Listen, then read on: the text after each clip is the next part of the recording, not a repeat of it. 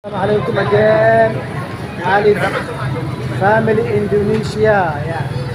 Caawa habeen sabti ah waa habeenka sabti axada waxaa deegaan u leh caruurta iyo xaasaska in dibadda loo soo saaro maqaayadaha laga cuntaysiiyo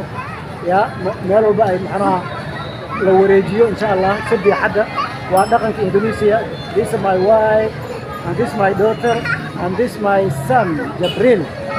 Hello Jibril. Marka caawa waa insha Allah waa ilaa dhowr habeen waxa weeye waa familka ayaa lagu mashquulsan insha Allah. Wali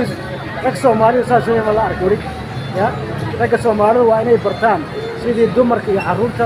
loogu khidmeeyo waa in la soo saaro magaalada cunto laga maqaayada ugu wanaagsan laga cuntaysiiyo ya la warwareejiyo ya gaariga lagu qaado hadda meel gaariga meel baan soo dhigno waxaan joognaa meel maqaayada inoogu taalo magaalada joogta bartankeeda ah faras magaalaha ah sida u jeedaan magaaladu waa magaalo aad u weyn badan oo magaalada dalxiis waaye sida u jeedaan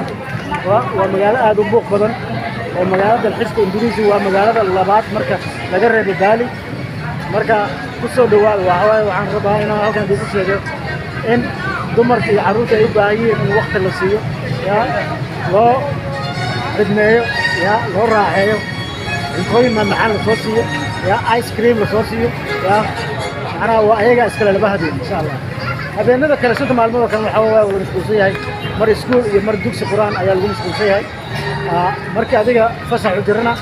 ayda sidoo kale ayaa lagu mashquulaa dualiga caruurta marka waa habeen sabti oo xad ay soo galayso waxaan joognaa meel maqaayad noogu taalo oo bartamaha magaalada joogta kaarta waddanka Indonesia oo deganahay sida u jeedaan waa magaalo dalxiis magaaladan oo aad buuq badan oo dhan walba ka eegta arkaysid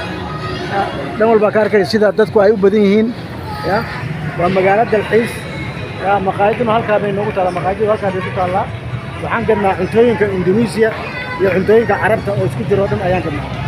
marka alxamdulillah marka waan ragga Soomaali sheegay in xaasaska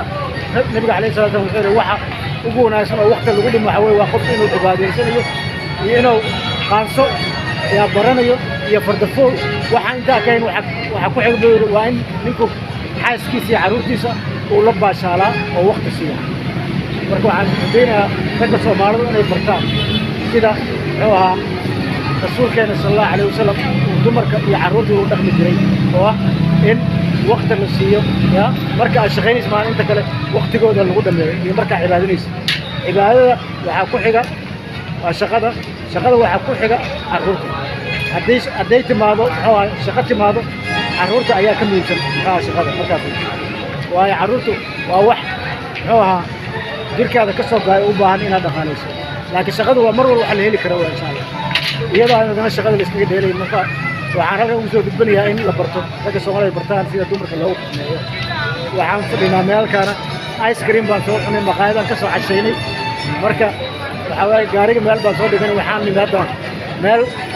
maqaayad inoogu taal oo shaqaale ay ka shaqeeyaan dual yiraahdo